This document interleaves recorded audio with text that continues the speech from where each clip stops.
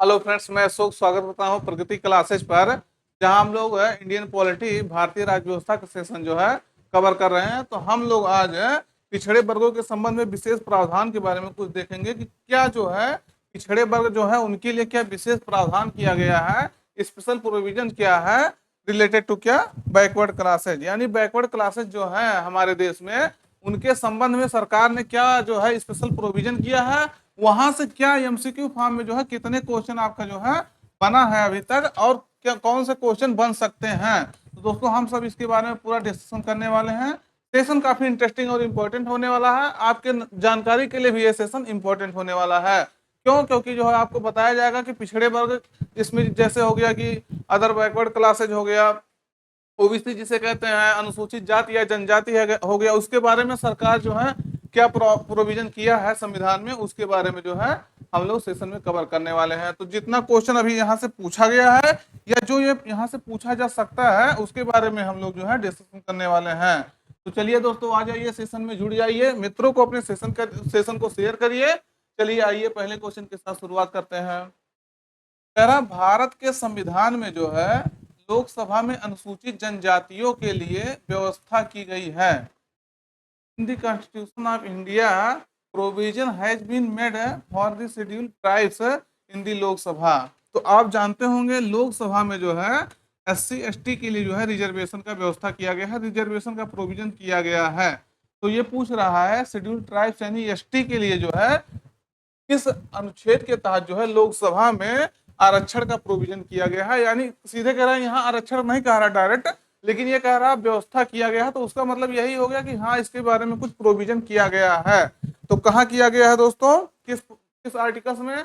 Article article 330, 331, 32, 333। तो किसमें जो है किया गया है स्पेशल प्रोविजन दोस्तों?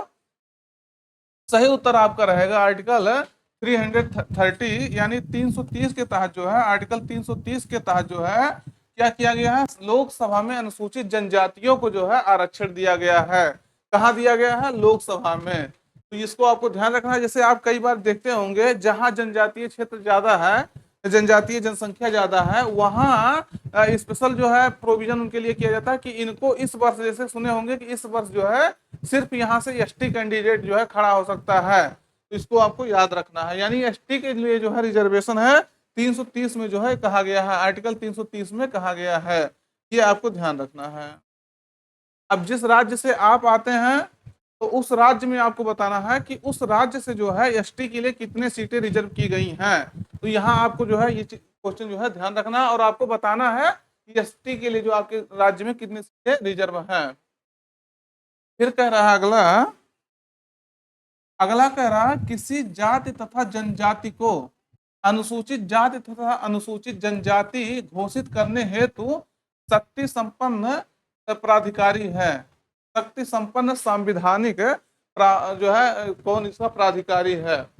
तो इसको आपको बताना है कि इसको कौन अथराइड है, क्या किस लिए अथराइड है? किसी जाति को या जनजाति को अनुसूचित जाति या अनुसूचित जनजाति जो है घोषित करने के लिए। तो देश में जो है, यानी the constitutional authority empowered to declare any caste and tribe as scheduled caste and scheduled tribe. ST जो है घोषित करने के लिए किसे अथॉराइज किया गया है कॉन्स्टिट्यूशन के द्वारा? तो भारत का राष्ट्रपति इसके लिए अथॉराइज है, या जो है भारत का प्रधानमंत्री है दोस्तों, या अनुसूचित जाति और अनुसूचित जनजाति आयोग का जो अध्यक्ष होता है वो होता है, या सामाजिक न्याय और अधिकारिता मंत्रालय जो है ये रिस्पॉन्सिबल होता है। तो ये आप बताइए, क्वेश्चन जो है बहुत इंपॉर्टेंट है। कई बार जो है चर्चा में रहता है हमेशा कि जो है किसी राज्य के जो है जनजाति, किसी राज्य के जो है किसी जाति द्वारा जो है ये डिमांड किया जाता है कि हमें जो है एसटी का दर्जा दे दिया जाना चाहिए, हमें एससी का दर्जा दे देना चाहिए। तो उस जाति के लोग जो है, या उस सरकार के द्वारा, किसी राज्य के सरकार के द्वारा प्रेसिडेंट से गुहार लगाया जाता है कि इस जाति को जो है एसटी का दर्जा दे दीजिए, एससी का दर्जा जो है दे दीजिए। उससे क्या होता है, उनको कुछ जो है ज्यादा फैसिलिटी दिया जाता है सरकार के द्वारा। तो ये प्रोविजन हमेशा रहता है। तो भारत के राष्ट्रपति से जो है ये गुहार लगाया जाता है। किससे लगाया जाता है? प्राइम मिनिस्टर ऑफ इंडिया के द्वारा जो है ये उसे जो है कहा जाता है। तो ये आपके लिए काफी इंपॉर्टेंट है कि कौन इसके प्रति जो है रिस्पॉन्सिबल होता है ये करने के लिए।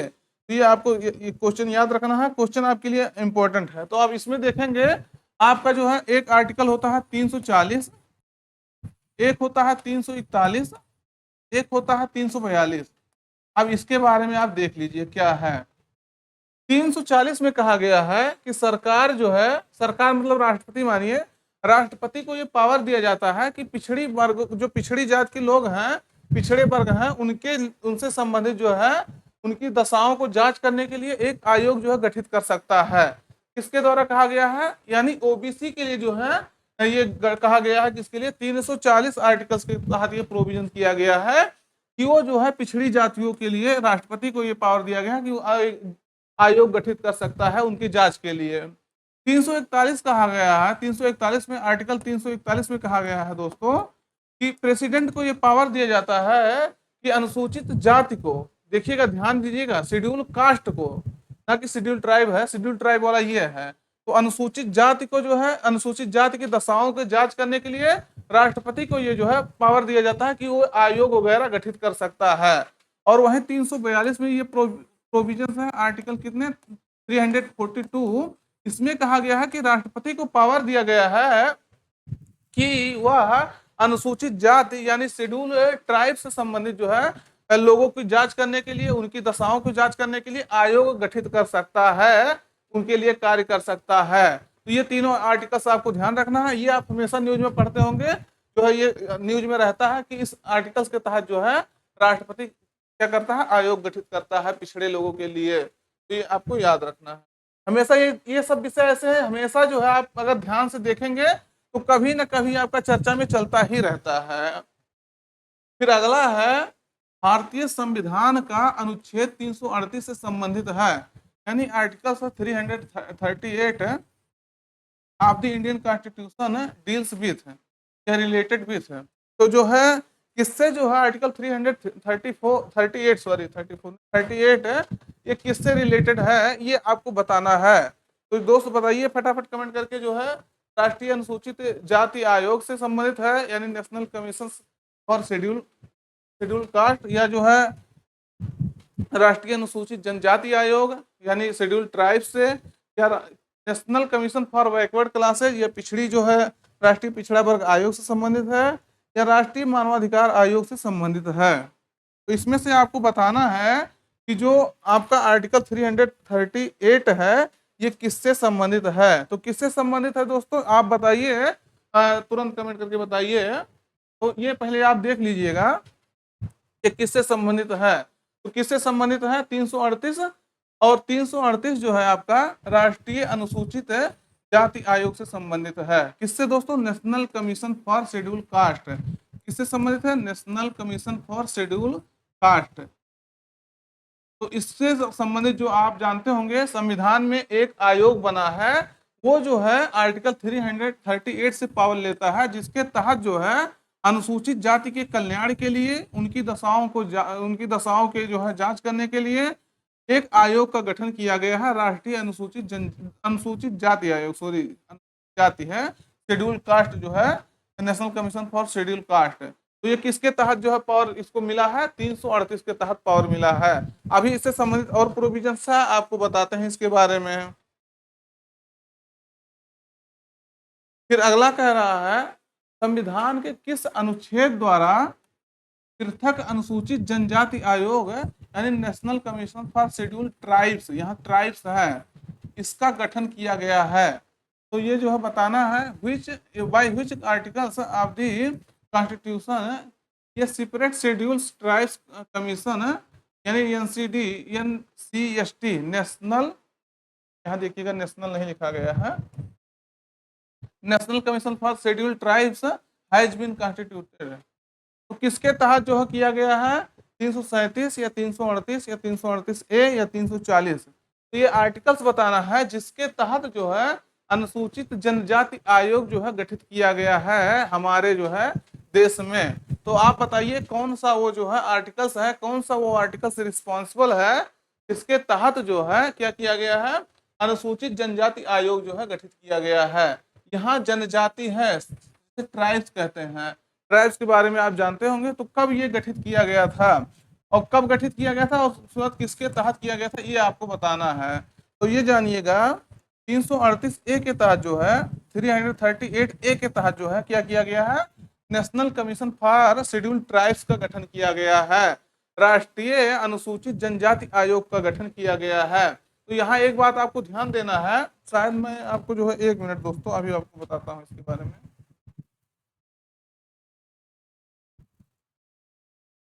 आप देखिएगा इसी के बारे में मैं अभी बताया, क्या बताया, 338 ए के तहत जो है national commission for scheduled tribes का गठन किया गया है। अब यहाँ एक बात आपको ध्यान रखना है, क्यों ध्यान रखना, क्योंकि शायद क्वेश्चन में वो नहीं डाला हूं, लेकिन आप वैसे देख लीजिए कि पहले क्या है, पहले जो है नेशनल कमीशन फॉर जो है schedule caste and schedule tribe जो है एक ही में था, यानी राष्ट्रीय अनुसूचित जाति और अनुसूचित जनजाति आयोग जो है एक ही में कार्य कर रहा था। इसको देखिएगा, ध्यान दीजिएगा इस बात को। लेकिन जो है 89th है 89वें कॉन्स्टिट्यूशनल अमेंडमेंट एक्ट 2003 द्वारा क्या किया गया दोस्तों, 2003 द्वारा क्या किया गया, इन दोनों को जो है अलग अलग आर्टिकल्स के तहत जो है प्रोविजन किया गया कि दोनों अलग अलग आयोग बनेंगे। इसके तहत किया गया, अभी मैं आपको बताया, अभी क्या बताया कि जो है 338 के तहत जो है national commission for schedule caste का गठन किया गया है। तो ये आर्टिकल जो है 338 के तहत दोनों को पहले एक ही दर्जा दिया गया था, दोनों को एक ही संविधान के तहत जो है गठित किया गया था, national commission for schedule caste and schedule tribe. लेकिन क्या हुआ, 89वें संविधान संशोधन द्वारा 89th कॉन्स्टिट्यूशन अमेंडमेंट एक्ट 2003 द्वारा क्या किया गया दोस्तों, इसको जो है दोनों को अलग कर दिया गया। तो जो national commission for schedule caste है वो सिर्फ जो है 338 के तहत गठित कर दिया गया, और जो आर्टिकल जो है 338 बी के तहत क्या किया गया दोस्तों, सॉरी बी नहीं ए है, ए देखिएगा 338 वैसे है, 338 जो है ए ये रहेगा, जिसके तहत national commission for scheduled tribes का गठन किया गया। किसके तहत किया गया, 338 ए के तहत किया गया। दोनों क्वेश्चन में अभी आपको जस्ट बता दिया, बस ये बात आपको ध्यान रखना है, इन दोनों को पहले एक ही आयोग गठित किया गया था, एक ही आयोग देखता था दोनों लोगों को, अनुसूचित जाति को और जनजाति को, लेकिन 2003 से ये दोनों आयोग जो है अलग अलग कार्य कर रहे हैं और दोनों का आर्टिकल्स भी अलग अलग है। क्वेश्चन आपका पूछा जा चुका है, क्वेश्चन इंपॉर्टेंट भी है, ये आपको ध्यान रखना है। अगला देखते हैं मित्रों, अगला कह रहा है संविधान के किस अनुच्छेद द्वारा जो है राष्ट्रीय पिछड़ा वर्ग आयोग का गठन किया जाता है। तो ये आपको बताना है कि कौन सा आर्टिकल जो है रिस्पॉन्सिबल है किसके लिए, बैकवर्ड क्लासेज के लिए कमीशन बनाने के लिए। National commission for backward classes आप जानते होंगे, national commission for backward classes काम करता है। तो ये कौन सा आर्टिकल इसके लिए रिस्पॉन्सिबल है, तो ये आपको बताना है। आपको ये भी बता दें, अभी इसके बारे में क्वेश्चन और मिलेगा तो आपको बताऊंगा, इसको संवैधानिक दर्जा भी दे दिया गया बाद में, तो अभी आप इसको बताएंगे बाद में। क्यों बताएंगे बाद में, क्योंकि इससे संबंधित क्वेश्चन भी आपका पूछा गया है, पूछा जाता है, जाता रहेगा। तो जो है राष्ट्रीय पिछड़ा वर्ग आयोग जो है किस आर्टिकल्स के तहत गठित किया जाता है दोस्तों, 338, 338 ए, 338 बी, 339।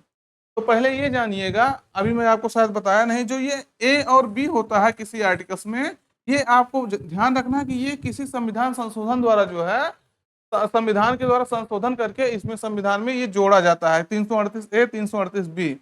ये बात तो पहले आपको ध्यान रखना है।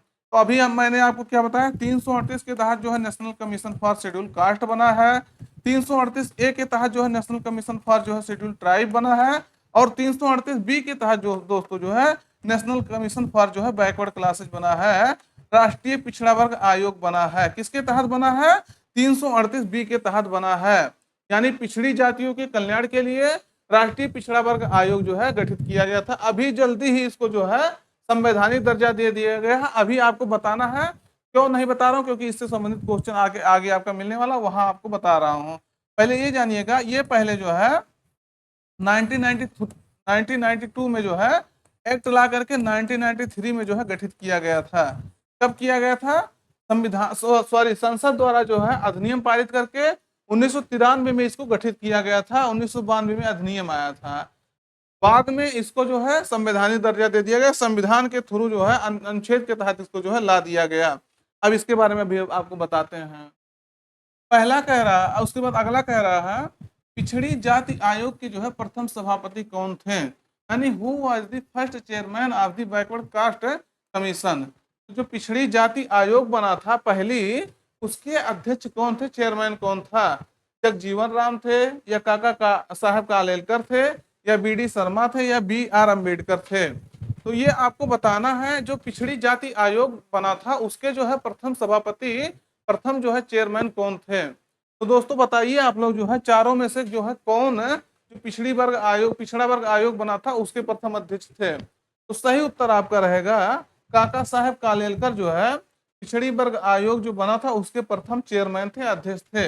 इसका गठन जो है राष्ट्रपति द्वारा पिछड़ी वर्गों के कल्याण करने के लिए 1953 में जो है ये गठित किया गया था। कब गठित किया गया था दोस्तों? 1953 में जो है ये गठित किया गया था, जिसके अध्यक्ष जो है काका साहेब कालेलकर बनाए गए थे। क्वेश्चन आपका जो है पूछा जा चुका है एग्जाम में, इसलिए आपका इंपॉर्टेंट हो जाता है। अगला फिर देखते हैं।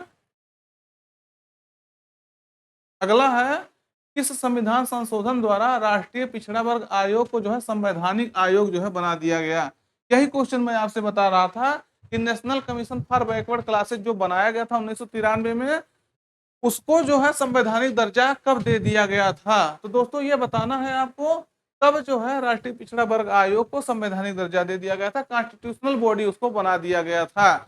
यानी अब संविधान में उसके लिए प्रोविजन किया गया है। अब उसके अध्यक्ष और उपाध्यक्ष जो भी नियुक्त होते हैं संविधान के तहत जो है नियुक्त होते हैं, और वो संविधान के तहत कार्य करता है। तो कौन सा जो है संविधान संशोधन किया गया था ये आपको बताना है। संविधान संशोधन कौन सा किया गया था? 101वां, तो 102वां, 103वां, 104वां। तो कौन सा कॉन्स्टिट्यूशन अमेंडमेंट किया गया था दोस्तों? 102वां जो है 102वां संविधान संशोधन किया गया था। कब किया गया था? 102वां कॉन्स्टिट्यूशनल अमेंडमेंट एक्ट 2018 द्वारा दोस्तों। कब जो है 2018 द्वारा जो है national commission for backward classes को, national commission for backward classes को कॉन्स्टिट्यूशनल जो है बॉडी बना दिया गया था।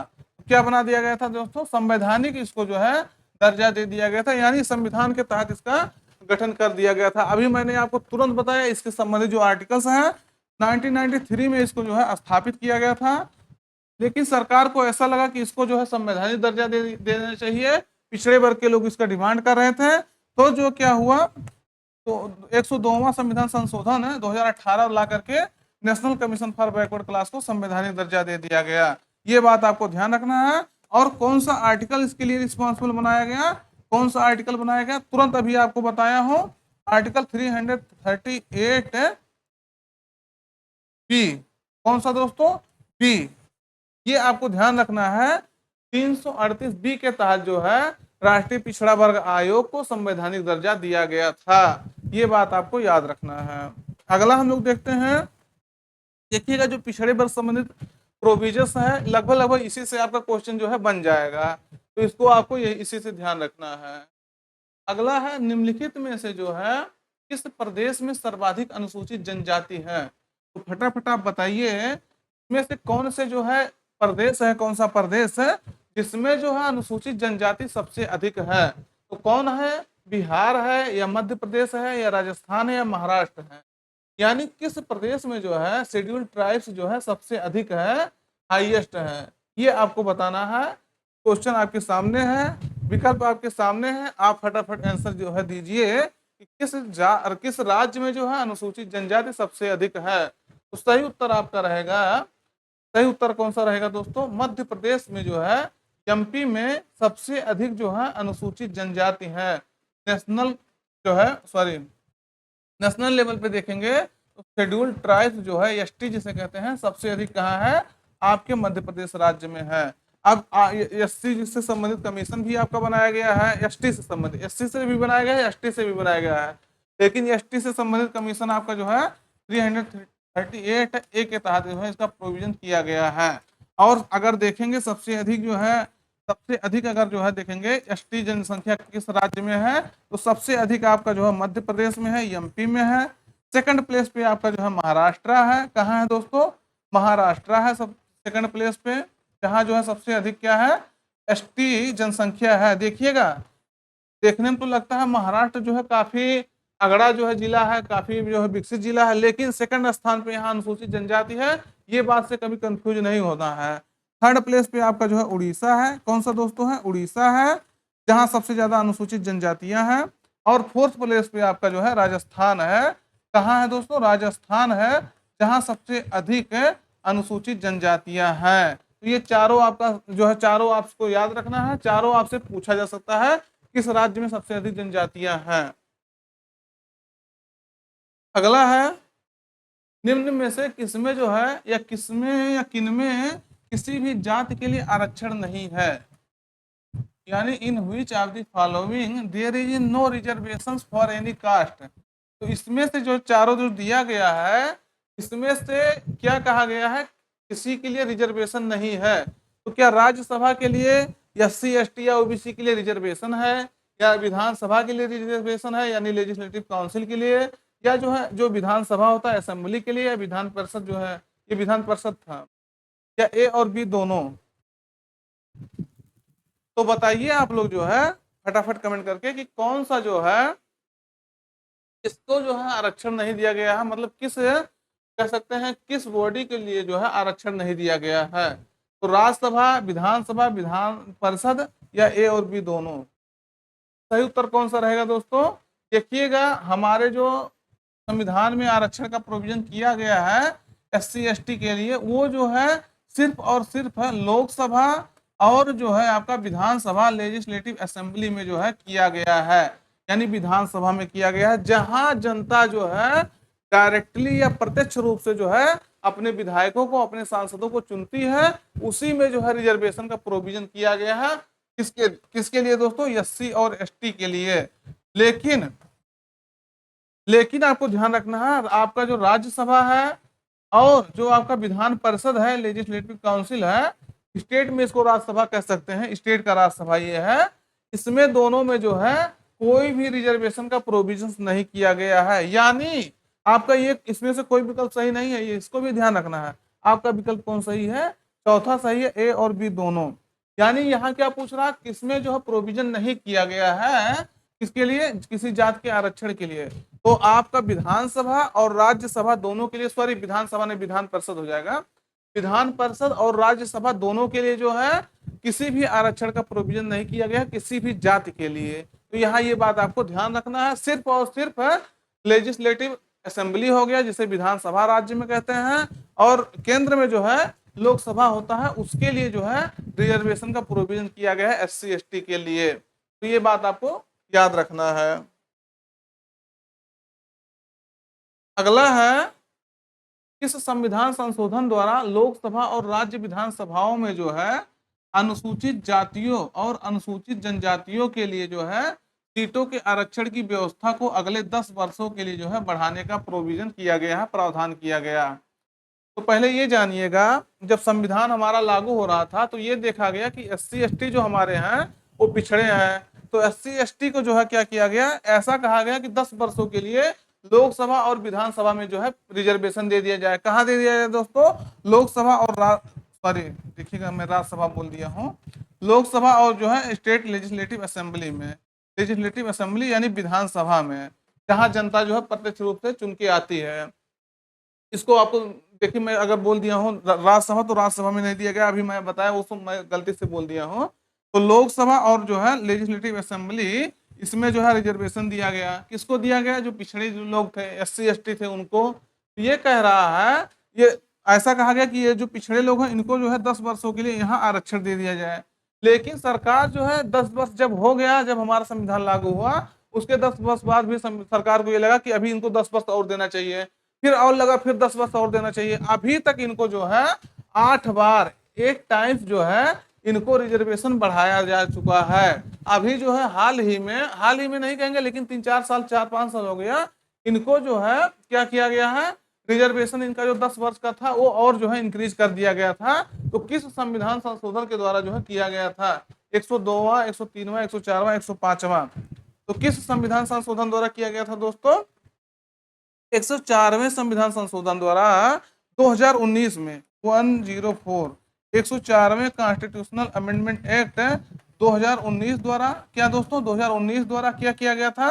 2019 द्वारा क्या किया गया था, जो SC ST के लिए रिजर्वेशन था लोकसभा में, उसको जो है 10 वर्षों के लिए और बढ़ा दिया गया था, और 8वीं बार यानी 80 वर्ष के लिए ये बढ़ाया गया था। 8वीं बार कैसे हो गया, मतलब 80 वर्ष कैसे हो गया, क्यों? क्योंकि मैंने आपसे बताया कि 10-10 वर्ष करके जो है बढ़ाया जा रहा है रिजर्वेशन, तो 80 वर्ष जो है इनको रिजर्वेशन हो जाएगा। तो 19 से 29 तक कह सकते हैं कि इनका रिजर्वेशन बढ़ चुका है, तो इसको आपको ध्यान रखना है। अगला है, इस संविधान संशोधन द्वारा लोकसभा और राज्य विधानसभा में जो है एंग्लो इंडियन के नामांकन को समाप्त कर दिया गया है।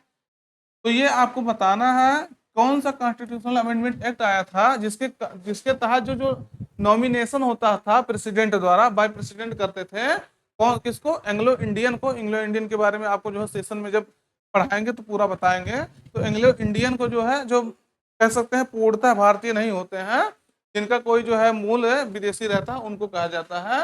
तो उनको जो है उनका नामांकन जो क्या किया गया था, समाप्त कर दिया गया था।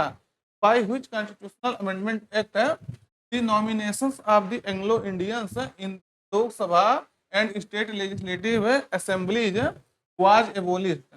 तो ये जो है अभी तक इनको क्या किया जाता था, जो राज्यसभा हमारा होता था उसमें जो है 2 सीटें प्रेसिडेंट द्वारा जो है नॉमिनेट किया जाता था 2 लोगों को, और जो स्टेट लेजिस्लेचर होता था उसमें जो है राज्य के राज्यपाल द्वारा 1 लोगों को नॉमिनेट किया जाता था, एंग्लो इंडियन को। तो फिर ये कहा गया किसके तहत, जो दोस्तों 104वें संविधान संशोधन 2019 के तहत जब वो लाया गया था, अभी जो इससे पहले क्वेश्चन बताया, उसके तहत ही जो है 2019 में क्या किया गया, इनका भी जो नॉमिनेशन था, राष्ट्रपति करता था, इनको नॉमिनेट करते थे, उसका ये कहा गया कि एंग्लो इंडियन की संख्या बहुत कम बची है, अब इनका जो है राज्यसभा सॉरी लोकसभा या जो है विधानसभा में नॉमिनेशन जो है कैंसिल कर दिया जाना चाहिए। उसके कारण से जो है क्या किया गया था, 104वें संविधान संशोधन 2019 द्वारा एंग्लो इंडियन समुदाय का जो है नॉमिनेशन कैंसिल कर दिया गया था। तो ये बात आपको ध्यान रखना है, ये भी क्वेश्चन आपका इंपॉर्टेंट है। दोस्तों आज का जो आपका पॉलिटी का सेशन था, पिछड़े वर्गों से संबंधित जो विशेष प्रोविजंस, वो आपका सेशन जो है खत्म होता है। जितने भी क्वेश्चन पूछे गए थे या जितने पूछे जा सकते थे, मैं आपको उसको बता दिया। और देखिएगा थोड़ा सा टॉपिक जो है समझने वाला था, इसलिए मैं थोड़ा सा आपको समझा के भी बताया हूँ। तो जो है दोस्तों फिर हम लोग नए सेशन में मुलाकात करते हैं जल्द ही। दोस्तों आपका जो है पूरे संविधान में जितने अनुच्छेद हैं, जो महत्वपूर्ण अनुच्छेद हैं जो पूछे गए हैं, और जितने संविधान संशोधन हुए हैं जो आपके लिए महत्वपूर्ण हो सकते हैं और जो अभी तक पूछा जा चुका है, उससे संबंधित सेशन जो है मैं लेकर आने वाला हूं। जल्द ही आपका जो है बीच वो मैटर पे काम हो रहा है, तो टाइपिंग के लिए जो है चला गया है। जल्द ही उसके लिए आपका जितने भी आर्टिकल्स हैं पूरे संविधान में उससे संबंधित, और जो अमेंडमेंट हुआ है, जितने भी संविधान संशोधन हुआ है, क्या हुआ दोस्तों, अमेंडमेंट हुआ है, उससे संबंधित जो है अभी तक जो है जितने भी महत्वपूर्ण क्वेश्चन बन सकते हैं उससे संबंधित हम लोग पूरा मैराथन के माध्यम से जो पढ़ने वाले हैं। तो सेशन काफी इंटरेस्टिंग रहेगा, उससे जरूर जुड़िएगा। जो आप एग्जाम देने वाले हैं, किसी भी एग्जाम में अपियर होने वाले हैं, जरूर वहां से आपको क्वेश्चन बिंदास कर सकते हैं कि मिल जाएगा। फिर दोस्तों हम लोग नए सेशन में मुलाकात करेंगे, तब तक के लिए अपना पढ़ाई जारी रखिएगा। Thank you.